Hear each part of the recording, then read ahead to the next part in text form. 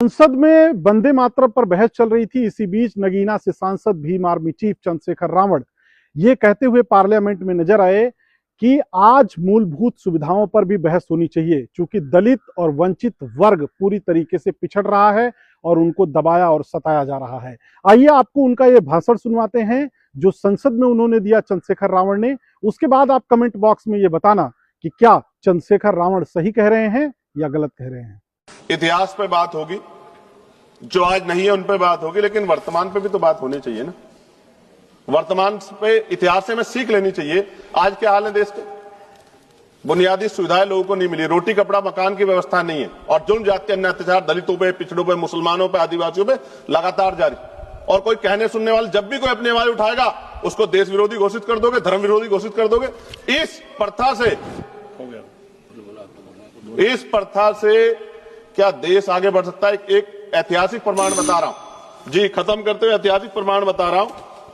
राम प्रसाद मिसमिल जी ने आजादी की लड़ाई के लिए हिंदुस्तान रिपब्लिकन एसोसिएशन बनाया चारे, लेकिन जब उन्हें लगा कि एक धर्म के लोग या एक जाति के लोग या एक क्षेत्र के लोग आजादी की लड़ाई को नहीं लड़ सकते, तो 1928 में शहीद आजम सरदार भगत सिंह जी ने उसमें सोशलिस्ट वर्ड जोड़ा। हिंदुस्तान सोशलिस्ट रिपब्लिकन एसोसिएशन क्यों बनाया? क्योंकि जब हम मिलकर रहेंगे तभी देश आगे बढ़ सकता है। और मुझे पूरा ऐसा लगा जब मैंने सत्ता पक्ष को सुना कि वो राजनीतिक एजेंडे के जरिए सिर्फ मुसलमानों को टारगेट करते हुए इस बहस को लाना चाहते हैं। उनके पीछे उनका कोई और तर्क नहीं। सभापति जी, खत्म करते हुए मैं ये कह रहा हूं, आज का नौजवान अपना हक मांग रहा है, आज की बेटियां उड़ान चाहती है, उनके लिए सरकार पे क्यों योजना नहीं? बस इसी एजेंडे में फंसा के लगातार वो देश के नौजवानों को चलना चाहते हैं। ये ज्यादा दिन चलेगा नहीं।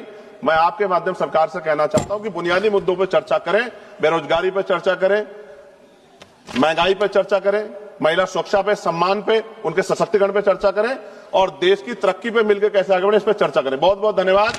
जय भीम, जय भारत, जय संविधान, जय मंडल। एक धर्म न किसी जात के, सर्व समाज की पार्टी है, लेकिन वो तो हिंदू राष्ट्र बना रहे हैं। हिंदू राष्ट्र कैसे बन जाएगा? ये पूरे धर्म, यहाँ पे सब धर्म मानते हैं। यहाँ आ गए हैं फील्ड में बाबा। ऐसे बाबा तो पता नहीं कितने आए हैं। ऐसे बाबा आते रहेंगे, आ जाते रहेंगे। आप इन पर ध्यान दो। बाबा एक ही है बाबा साहब, बस बाबा एक ही है बाबा साहब। अभी फर्जी डुप्लीकेट बाबा तो घूमते रहते हैं ऐसे। लेकिन इन पे कार्रवाई क्यों नहीं करे सरकार? अगर ये गलत कर रहे हैं तो इनकी ही तो सरकार है, कार्रवाई कैसे करेंगी? सरकार जिस दिन हमारी आएंगी देखना, एक एक जेल में जाएगा। जो बाबा को परिनिर्वाण दिवस आपने बोला, सब देश में सब मना रहे हैं, हर एक पार्टियां भी मना रही हैं। ऐसी पार्टियां, हर एक पार्टियां संविधान लेके भी चल देती हैं, लेकिन ये नहीं है कि वो बाबा साहब की विचारधाराओं पे चलती हैं। बाबा साहब का सपना जब पूरा होगा जब बहन जी 5वीं बार गद्दी पे बैठेंगे और 29 में दिल्ली की सरकार बनेगी हमारी। लेकिन जो बहन जी कारवां लेकर चल रही है बाबा साहब को लेकर, कांसीराम जी को लेकर, जो दुश्मन है बीएसपी के, जो दूसरी पार्टियां वो भी बाबा साहब को लेकर चल रही है कंधे पे आज के जमाने में। वो सिर्फ कंधे पे तो लेके चल रही है, विचारधारा लेके कोई नहीं चल रही है ना। वो विचारधारा को मानती है। वो 400 सीट आ रही तो संविधान बदल देते, वो तो संविधान नहीं बदल, 400 सीट नहीं आई इनकी। एन राव को ले आए हैं, वो कह रहे हैं ये संविधान के लेखक हैं, वो नई चीज कर रहे हैं बार बार।